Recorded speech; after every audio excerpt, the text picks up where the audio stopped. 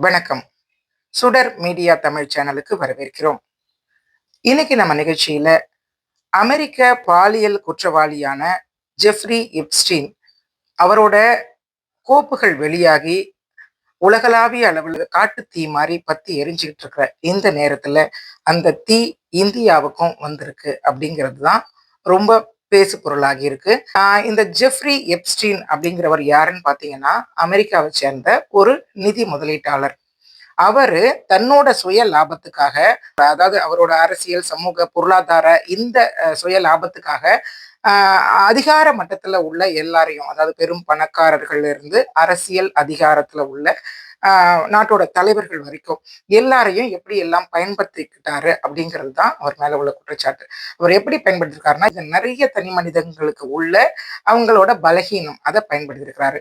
அதாவது அவரோட பார்ட்னர் மூலமா நிறைய சின்ன பொண்ணுங்களை வந்து திரட்டி அவர் கொண்டு வந்து அவரோட தனி தீவுக்கு ஹெலிகாப்டர்ல அழைச்சிட்டு போயிருக்கிறாரு. அங்க வச்சு அந்த பொண்ணுங்களை எல்லாம் நிறைய பாலியல் துன்புறுத்தல் இல்ல பாலியல் சுரண்டலுக்கு உள்ளாக்கி இருக்கிறாரு. அதன் மூலமா அந்த பொண்ணுங்களை எல்லாம் அந்த உலகளாவிய அரசியல் தலைவர்கள், பெரும் கோடீஸ்வரர்கள் இவங்க எல்லாருக்கும், அதாவது நிறைய பிரபலங்களுக்கு அந்த பொண்ணுங்களை எல்லாம் சப்ளை பண்ணி அதன் மூலமா அவர் வந்து காரியத்தை சாதிச்சுட்டு இருக்கிறார். அப்படி வந்து பெரிய பணக்காரரான அவர், அதாவது ஒரு தீவையே விலை கொடுத்து வாங்குற அளவுக்கு பெரும் கோடீஸ்வரரான அவர் ஒரு கட்டத்துல மாட்டிக்கிறாரு. இந்த விஷயம்லாம் வெளியில வருது. அது எப்போ வருதுன்னா 2019ஆம் வருஷம் இந்த விஷயம்லாம் வெளியே கசிய ஆரம்பிக்குது. அப்போ அவர் வந்து சிறைக்கு அனுப்பப்படுறாரு. சிறையிலேயே அவர் வந்து இறந்துடுறாரு. அந்த அவரோட இறப்பு வந்து தற்கொலை அப்படின்னு சொல்லப்பட்டாலும் அது கொலையாவும் இருக்கலாம் அப்படிங்கிற சந்தேகம் இன்னைக்கு வரைக்கும் நீடிச்சிட்டு இருக்கு. அவருடைய பார்ட்னர், அந்த பொண்ணுங்களை எல்லாம் அவருக்கு திரட்டி கொடுக்கறதுக்கு உதவின அவரோட பார்ட்னர் வந்து அந்த பெண்மணி இன்னைக்கு வரைக்கும் 20 ஆண்டுகள் சிறை தண்டனை பெற்று சிறையில இருக்கிறாங்க. இப்படிப்பட்ட நிலைமையில கடந்த 30ஆம் தேதி அங்க உள்ள புலனாய்வுத்துறையும் நீதித்துறையும் ரெண்டும் சேர்ந்து அவங்களோட பெரும் முயற்சியின் பேர்ல அந்த எப்ஸ்டீன் எல்லா ஃபைல்களையும் திரட்டி இப்போ வந்து வெளியிட்டு இருக்கிறாங்க. அமெரிக்க நீதிமன்றத்தால அந்த ஃபைல்ஸ் வந்து வெளியிடப்பட்டிருக்குது. அது கிட்டத்தட்ட 35 லட்சம் பக்கம் உள்ள அந்த ஃபைல்ஸ், அப்புறம் 2000 புக வீடியோக்கள், பல்லாயிரம் புகைப்படங்கள் இப்படி எல்லாம் சேர்ந்து வெளியிட்டு இருக்கிறாங்க. இப்படி வெளியிட்டிருக்கிற இந்த பட்டியல்ல பார்த்தீங்கன்னா, நம்ம யாரெல்லாம் வந்து ரொம்ப நல்ல மனுஷங்க, ரொம்ப வந்து சமூகத்துக்காக சேவையாற்றுறவங்க அப்படின்லாம் நம்ம எத்தன பேர் நெறைய பேர் நெனச்சிருந்தோமோ, அவங்க எல்லாருடைய பிம்பங்களும் உடைஞ்சு நொறுங்கி இருக்குது அப்படின்னு தான் சொல்லணும். இந்த பட்டியல்ல பார்த்தீங்கன்னா, அமெரிக்க அதிபர் ட்ரம்ப்ல இருந்து இந்திய பிரதமர் நரேந்திர மோடி வரைக்கும் அவங்க பேர் இடம் பெற்றிருக்கிறதா குற்றச்சாட்டு எழுந்திருக்கு. அதுக்கப்புறமா பார்த்தீங்கன்னா, உலகளவிய பணக்காரர் பில் கேட்ஸ்ல இருந்து இந்திய பணக்காரர் அனில் அம்பானி வரைக்கும் அந்த பட்டியல்ல பேர் வந்திருக்கிறதா குற்றச்சாட்டு இருந்திருக்கு. 30ஆம் தேதி வெளியிட்டாங்க. 31ஆம் தேதி காங்கிரஸ் தலைவர் ஒருத்தர் வந்து பதிவிடுறாரு. பிரதமர் மோடியோட பேர் வந்து இந்த ஒரு பாலியல் குற்றச்சாட்டு வழக்கில் இடம்பெற்றிருக்கிறது வந்து தேசிய அவமானம். இதுக்கு வந்து அவர் பதில் சொல்லியே ஆகணும் அப்படின்னு சொல்லி அவர் வந்து பதிவிட்டாரு. அதுக்கு பார்த்தீங்கன்னா, நம்ம இந்திய வெளியுறவுத்துறையோட செய்தி தொடர்பாளர் வந்து, "இல்ல அப்படியெல்லாம் கிடையாது. அந்த குறிப்பிட்ட தேதியில நம்ம பிரதமர் அமெரிக்காவுக்கும், அடுத்தது இஸ்ரேலுக்கும் போனது உண்மை. ஆனா, ஆ மத்தபடி வந்து அதுல சொல்லப்பட்டிருக்கிறது எல்லாமே வந்து தப்பு, தவறான தகவல்" அப்படின்னு மறுத்திருக்கிறாங்க.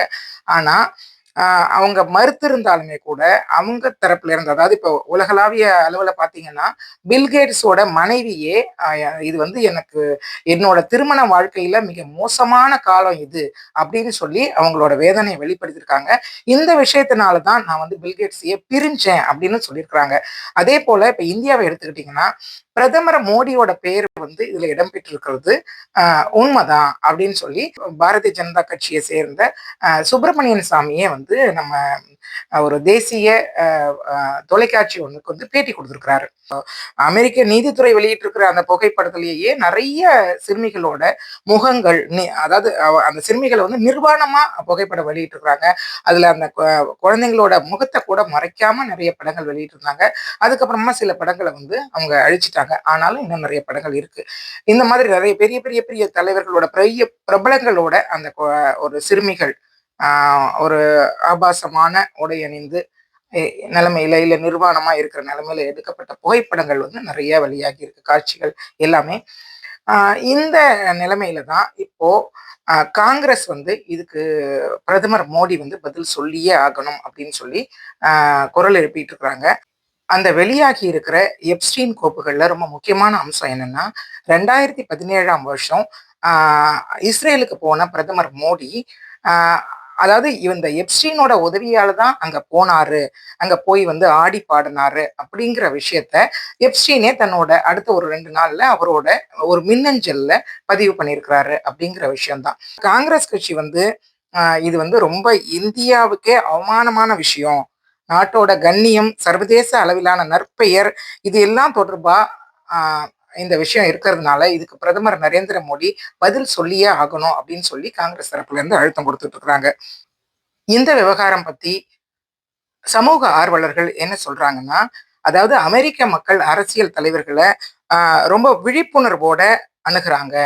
ஆனா இந்தியாவுலயும் அதாவது அவங்க அப்படி அணுகுறதுனால தான், அமெரிக்க அதிபர் ட்ரம்போட பேரு அந்த கோப்புல இருந்துமே, "நீ வந்து யோக்கியனா இருந்தா, இதுல இதுக்கு வந்து கையெழுத்து போடு" அப்படின்னு சொல்லி, எப்ஸ்டீன் ஃபைல் டிரான்ஸ்பரன்சி ஆக்ட் அப்படின்னு ஒரு தனி சட்டத்தையே உருவாக்க வச்சிருக்கிறாங்க. அதன் மூலம் அந்த நாட்டோட புலனாய்வுத் துறையும், நீதித்துறையும் சேர்ந்து, அ அதாவது எந்த ஒரு அரசியல் தலையீடும் இல்லாத அளவுக்கு அ அது எல்லா விஷயத்தையும் சேகரிச்சு, அ அதாவது சரியான வகையில உண்மைய வந்து வெளியிட்டிருக்கிறாங்க. அப்படி இருக்கும்போது, இந்திய மக்களும் அதே ஒரு அரசியல் புரிதலோட, விழிப்புணர்வோட இந்த விஷயத்த அணுகணும் அப்படின்னு சொல்லி தான் நம்ம சமூக ஆர்வலர்கள் எல்லாரும் அத வலியுறுத்தி வர்றாங்க. ஒரு அமெரிக்காவை சேர்ந்த ஒரு பாலியல் குற்றவாளி என் பேச்ச கேட்டு தான் இந்திய தலைவர் அங்க போனாரு, இஸ்ரேலுக்கு போனாரு. அமெரிக்க அதிபரோட நல்லதுக்காக நான் சொன்னபடி அவர் வந்து அங்க ஆடி பாடினாரு அப்படின்னு அவன் சொல்லியிருக்கிறான். இப்படி ஒரு நிலைமை வந்து இந்திய நாட்டுக்கு எவ்வளோ பெரிய அவமானம் அப்படின்னு நம்ம சமூக ஆர்வலர்கள் எல்லாரும் சமூக ஆர்வலர்களும் எதிர்க்கட்சி அதாவது காங்கிரஸ் உள்ளிட்ட எதிர்க்கட்சியை சேர்ந்தவங்களும் இந்த விஷயத்த வந்து ரொம்ப தீவிரமா கையில் எடுத்திருக்கிறாங்க.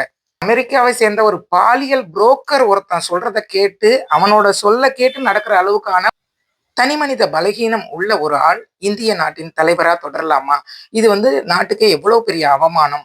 இப்படி ஒரு அவமானத்த இந்திய மக்கள் வந்து பொறுத்துக்கலாமா? அப்படின்னு சொல்லி, அமெரிக்க மக்களைப் போலவே இந்திய மக்களும் இந்த விஷயத்துல ஒரு சரியான புரிதலோட இந்த விஷயத்த அணுகணும் அப்படின்னு சொல்லி தான் எல்லாரும் வலியுறுத்திட்டு வராங்க. தொடர்ந்து இணைந்திருங்கள் சுடர் மீடியா தமிழ் சேனலோடு. நாளைக்கு இன்னொரு விவகாரம் தொடர்பான அலசலோடு உங்களை சந்திக்கிறேன். அதுவரைக்கும் விடை பெறுவது உங்கள் வாசுகி லட்சுமணன். நன்றி.